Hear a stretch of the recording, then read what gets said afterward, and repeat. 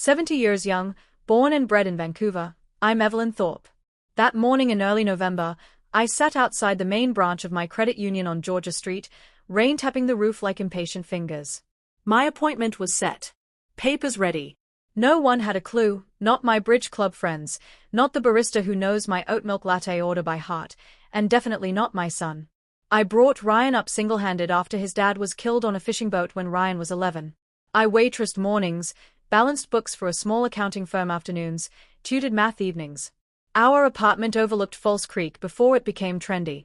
I never handed him the world on a platter, but he had clean clothes, hot meals, and every school supply he needed. I believed I'd instilled responsibility. Turns out belief isn't the same as reality. Ryan is 4'4". He married Brooke 5 years ago. She's 40, works in content creation for a lifestyle brand, mostly curating Pinterest boards, attending influencer brunches, and filming Get Ready With Me videos in athleisure that costs more than my monthly rent used to. When they met, she charmed me, called me the coolest mom ever, sent thank you notes for small gifts, hugged like she meant it. The wedding happened in Tofino. Ocean View Resort, Driftwood Arches, 250 guests flown in. Don't stress about costs, Mom, we've covered it, Ryan said. A month later Brooke texted, the Bora Bora Overwater Bungalow suite had gone up. Could I chip in for the difference? I pulled from the modest inheritance my aunt left me. One generous gesture, I reasoned. It became routine. Flat tire on Brooke's Range Rover. New roof after storm damage. Orthopedic consult for their rescue husky. Each ask arrived with a photo or screenshot, always framed as urgent, always temporary. I sent money because he was my boy and I wanted peace. No receipts requested, no repayment schedule enforced.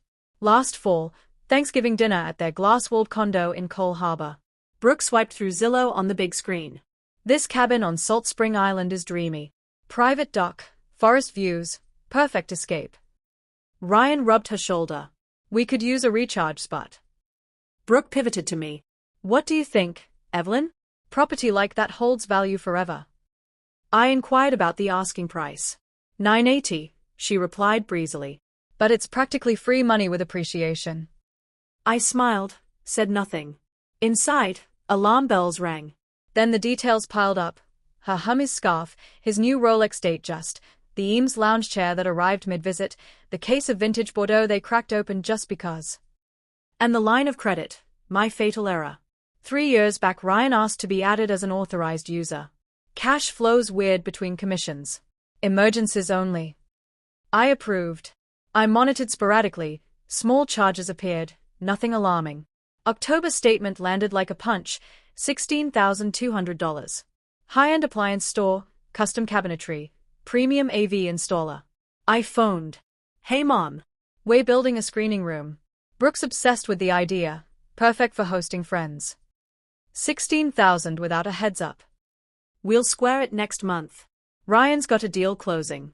Swear. Next month passed. Zilch. Interest crept in. Excuses followed, holiday prep, surprise weekend getaway. By March the balance had swollen. I stayed quiet. I observed. May brought the Tesla. Brooke posted teasers, big surprise coming eyes high voltage sign # her birthday, August 3rd. The Model Y Performance was priced at $98,000. Ryan called that evening. Mom, Brooke's been dreaming about an electric SUV. The dealership will hold it with a $28,000 deposit. I'll manage the rest on finance. I let silence answer first. You still owe $16,000 from the card, I finally said. I know. But this is her milestone birthday. It would make her so happy. I ended the call gently. August 1st, 2 days prior, I met the branch manager. Transferred the entire $68,400 from the shared emergency savings account into one titled solely to me. Revoked Ryan's card access. Requested full freeze. I walked out into the drizzle feeling 20 pounds lighter. August 2nd, Ryan's voice cracked over the phone. The savings account, it's gone. Says closed. What's happening? I closed it yesterday. Why? Because it's mine, Ryan. Not a joint piggy bank. But the Tesla, they need the deposit tomorrow. Brooke's expecting. Then handle it another way. He begged. I disconnected.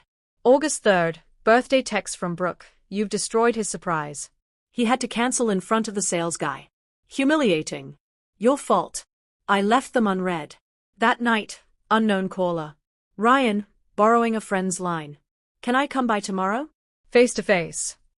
He arrived rumpled, unshaven. Collapsed onto my love seat. She's gone, he whispered. Packed a bag, said she can't stay with someone who can't step up. Headed to her sister's in Victoria. My heart twisted, not for Brooke, but for the wreckage in my son's eyes. Ryan, I said softly, I love you, but I won't mortgage my future to rent someone else's affection. He nodded, tears tracking. I thought if I kept giving, she'd stay. I was chasing a mirage.